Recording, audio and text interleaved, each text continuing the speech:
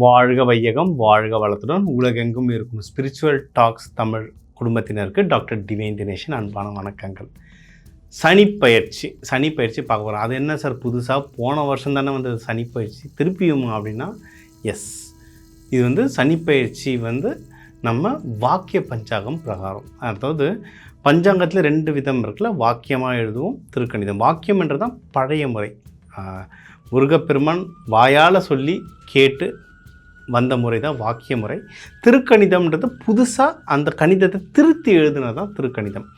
நம்ம வந்து இப்போ இருக்க நிறைய சாஃப்ட்வேர்ஸாக இருக்கட்டும், இல்லை இப்போ இருக்க மக்கள் யூஸ் பண்ணுறதா இருக்கட்டும், இல்லை தமிழ்நாடுக்கு வெளியே, இல்லை மெயினாக சவுத் இந்தியாவுக்கு வெளியே உலகெங்கும் திருக்கணிதம் தான் யூஸ் பண்ணுறாங்க. என்னை பொறுத்த வரைக்கும் அது ரொம்ப நல்லா ஒர்க் ஆகுது, சரிங்களா?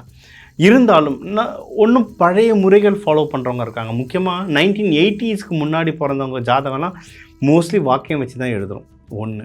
செகண்டு, கோவில்கள் மெயின் சனி பகவான்னா யார், திருநள்ளாறு கோவில்கள், இந்த வழக்கங்கள் எல்லாமே வாக்கியம் வச்சு தான் நிறைய ஒர்க் ஆகுது. அதை வச்சு தான் அவங்க ஃபாலோ பண்ணுறாங்க எல்லா சனி பயிற்சிகளையும். மூணாவது, சில ஊர் மக்களுக்கு சில ஜியோகிராஃபி, நம்ம வந்து முண்டேன் அஸ்ட்ராலஜின்னு சொல்லுவோம், அந்த ஜியோகிராஃபியை பார்க்கும்போது சில பேருக்கு வந்து வாக்கியம் தான் அவங்களுக்கு ஒர்க் ஆகுது. ஸோ அதனால் நிறைய மக்கள் நம்ம சேனலில் கேட்டதுனால வாக்கியம் படி இருக்கிற சனிப்பயிற்சியை நம்ம இப்போ பார்க்க போகிறோம். நான் வந்து வாக்கியம் திருக்கணிதம் ரெண்டுமே பார்ப்பேன். இப்போ வந்து வாக்கியத்துக்கானதை இப்போ நம்ம சொல்ல போகிறோம்.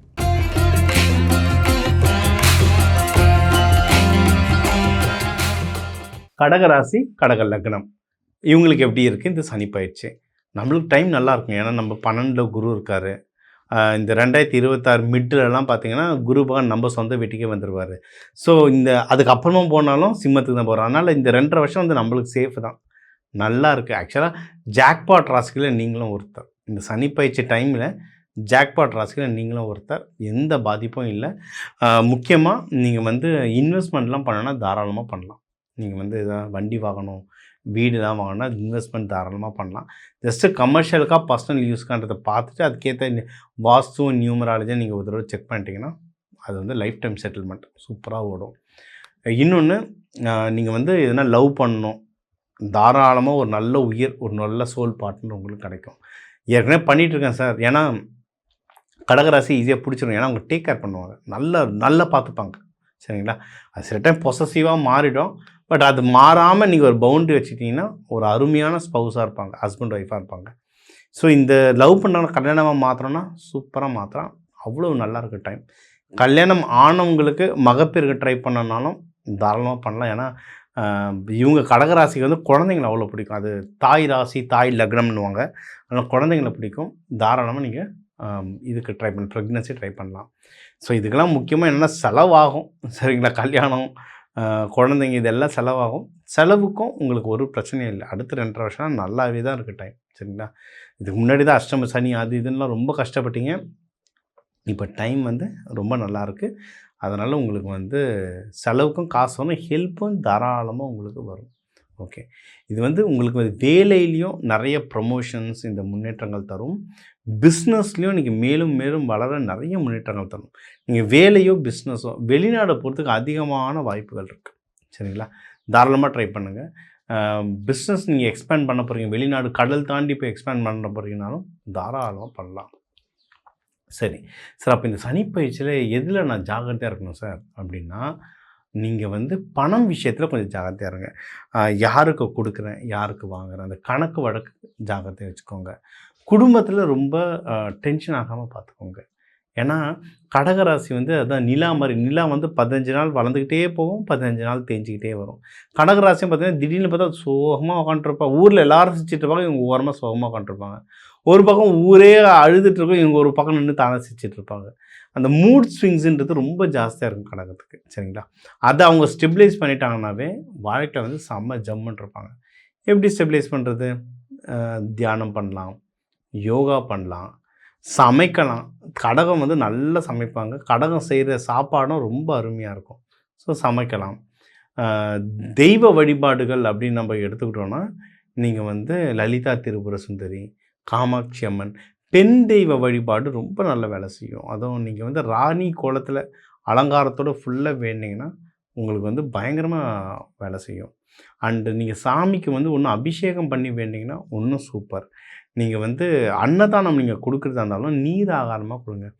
பால், இல்லை பால் சாதம், தயிர் சாதம், கொஞ்சம் இந்த பால் ரிலேட்டடாக நீங்கள் கொடுத்தீங்கன்னா இன்னும் நல்லது. மோர்லாம் நம்ம கொடுப்போம். இப்போ திருவண்ணாமலைலாம் கிரிவலம் போகும்போது மோர்லாம் கொடுப்போங்க. ஸோ அந்த மாதிரிலாம் நீங்கள் அன்னதானமாக கொடுக்குறது இன்னும் நல்ல சிறப்புகள் தரும். ஸோ நீங்கள் வந்து நீங்கள் எடுக்கிற முயற்சி, பணம், குடும்பம் விஷயம் ஜாக்கிரதையாக இருக்கணும். முயற்சி ஸ்தானத்தில் ஜாக்கிரதையாக இருக்கணும். ஏன்னா நிறைய பேர் இதில் கவர்மெண்ட் ஜாப் ட்ரை பண்ணுவீங்க. நீங்கள் வேறு கவர்மெண்ட்டோ ப்ரைவேட்டோ ஜாபோ, பர்சனல் லைஃபோ ப்ரொஃபஷ்னல் லைஃபோ, நீங்கள் வந்து ஒரு பிஸ்னஸ் ஆரம்பிக்க போகிறீங்களோ வேலை செய்கிறீங்களோ எதுவாக இருந்தாலும் முயற்சி ஸ்தானத்தில் ரொம்ப கவனம் இருக்கணும். ஏன்னா 3ஆம் இடத்தையும் சனி பகவான் பார்க்கறதுனால நீங்கள் எடுக்கிற முயற்சிகள் வந்து அவ்வளோ சீக்கிரம் ஃபாஸ்ட்டாக நடக்காது. என்னடா ஒருத்தர் இப்போ தான் ட்ரை பண்ணார், டக்குன்னு அவர் கிடச்சிச்சு, நான் ரொம்ப நாள் ட்ரை பண்ணுறேன் கிடைக்கலன்னா நம்ம டைம் கொஞ்சம் டஃப்பாக இருக்குது, அதனால் டிலே ஆகுது. ஆனால் தொடர்ந்து நீங்கள் முயற்சி பண்ண வெற்றி உறுதி. சரிங்களா? ஏன்னா practice makes a man perfect. அதனால் தொடர்ந்து முயற்சி எடுங்க. உங்களுக்கு சார் நான் ரொம்ப கிரிட்டிக்கலான ஸ்டேஜ், எனக்கு முயற்சி எடுக்கிறான்னு இது கண்டிப்பாக வேணும்னா அப்போ கால் பண்ணுங்கள். நான் சில பஞ்சபக்தி சாஸ்திரம் ஒன்று சில டெக்னிக்ஸ் இருக்குது, நான் அதை சொல்லித்தரேன். அதில் ஒன்றும் நீங்கள் ஜெயிக்கிறதுக்கு அதிகமான வாய்ப்புகள் இருக்குது. சரி, இதை தாண்டி நீங்கள் வந்து எதுலன்னா நம்ம பிஸ்னஸ் நல்லபடியாக இருக்கும்னுலாம் சொல்லிட்டேன். குருமார்களை பிடிச்சிக்கோங்க. சனிப்பயிற்சின்னு தப்பிக்க இன்னொரு ஒரு நல்ல வழி எதுனா குருமார்கள். குருமார்கள் வந்து நம்மளுடைய கஷ்டத்தை அவங்க ஏற்றுப்பாங்க. நீங்கள் கனகப்பட்டு யாரோ பார்த்தீங்கன்னா அவ்வளோ பெரிய சித்தர்களாலும் உடம்பெல்லாம் புண்ணாக இருக்கும். அது அவங்க பண்ண தப்பு இல்லை, நம்ம கர்மாவை ஏற்றுக்கிட்டு நமக்காக வாழ்கின்ற ஜீவன் தான் குருமார்கள். அதனால் உங்களுக்கு பிடித்த குருமாரோ, இல்லை உங்கள் நட்சத்திரத்தில் பிறந்த, இல்லை முக்தி அடைஞ்ச குருமாரோ பிடிச்சிக்கிட்டிங்கன்னா இந்த சனி பயிற்சி உங்களுக்கு எல்லாமே நல்லபடியாக அமையும். மேலும் நம்ம சனி பயிற்சி பற்றி டீட்டெயில்டாக பார்த்தோம். உங்கள் வீட்டுக்கு, உங்கள் ராசி லக்னத்துக்கு ஓவராலாக எப்படி இருக்கும், வேலை, பிஸ்னஸ், அதோட ப்ராஃபிட் எப்படி இருக்கும், பர்சனல் வாழ்க்கை, கல்யாணம் ஆகிறது, லவ் மேரேஜ், நீங்கள் குழந்தை பிறப்பு, இதை பற்றிலாம் பார்த்தோம். உடல்நிலை, கடன், இந்த மாதிரி இஷ்யூஸ் பற்றியும் பார்த்தோம். இது வந்து ஒரு ராசிக்கும் தமிழர்களில் வந்து 1 கோடி பேர் இருக்காங்க. 1 கோடி பேருக்கு ஜென்ரலாக சொல்லிட்டோம். நம்மளுடைய ஃபிங்கர் பிரிண்ட் மாதிரி ஒவ்வொருத்தர் ஜாதகமும் டிஃப்ரெண்ட்டாக இருக்கும். உங்கள் வீட்டுங்களில் முக்கியமான விஷயங்கள் நடக்குது, ஐயா எனக்கு இது கொஞ்சம் கிளியாரிட்டி வேணும் அப்படின்னா தனிப்பட்ட ஜாதகம் கொடுத்து பார்க்கலாம். சனிப்பெயர்ச்சி வந்துருச்சுன்ட்டு யாரும் அலற வேணாங்க. ஏன்னா இவர் வந்து அவ்வளவுலாம் கெட்டவர்லாம் கிடையாது. சொல்லுவாங்க சனி கொடுப்பார் யார் தடுப்பார்னுவாங்க. இவர் அள்ளி கொடுக்குற மாதிரி யாரும் கொடுக்க மாட்டாங்க. இந்த கிரகத்தை கூட நம்மளுக்கு அலைன் பண்ண தெரியணும். இந்த கிரகத்தோடு நம்மளுக்கு போக தெரிஞ்சதுன்னா நம்ம ஜெயிக்கிறதுக்கு அதிகமான வாய்ப்புகள் இருக்குது. அதுக்கான தெய்வ வழிபாடுகள், சில சீடு தெரப்பின்னு சொல்லுவோம், விதைகள் மூலமாக வழிபடுற சில விஷயங்களும் உங்களுக்கு சொல்லியிருக்கேன். அதையும் நீங்கள் ஃபாலோ பண்ணிக்கலாம். இந்த தெய்வ வழிபாடை கூடவே சனீஸ்வரர் வந்து மங்கள சனீஸ்வரர் நிறைய இடத்துல இருக்காங்க. நம்ம மங்கள சனீஸ்வரர் நேராக திருக்கொள்ளிக்காடுக்கு போயிடுவோம், இல்லை திருநள்ளாறு போயிடுவோம். ஓகே, அவங்களாம் மெயினான பெரிய கோவில்கள். ஆனால் நம்ம வீடு பக்கத்துங்கள்லேயே அவ்வளவு கோவில்கள் இருக்குது, மங்கள சனீஸ்வரர் இருக்குது. இப்போ ஒரு குக்கிராமங்கள் நோக்கி தான் வரேன். இங்கேயே பார்த்தீங்கன்னா 1000 வருஷம் பழைய சிவன் கோயிலெலாம் இருக்குது. ஆச்சரியமாக இருக்குது. நம்ம மக்கள் வந்து எவ்வளோ வருஷத்துக்கு முன்னாடி பொது மக்களுக்காக எத்தனை ஊராக கோயில் கட்டியிருக்காங்க.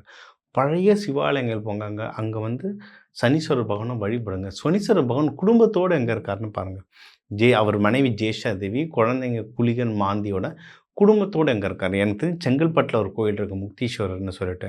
அந்த மாதிரி ஊருக்கு ஒரு கோவில் இருக்குது, இல்லை அந்தந்த டிஸ்ட்ரிக்ட்டுக்கு ஒரு கோவில் இருக்குது. அங்கே போயிட்டு வாங்க. இந்த மங்கள சனீஸ்வரரை வழிபட எல்லாமே மங்களமாக உண்டாகும். மெயினாக என்னென்னா இவர் வந்து டிசிப்ளின் கேட்பார்.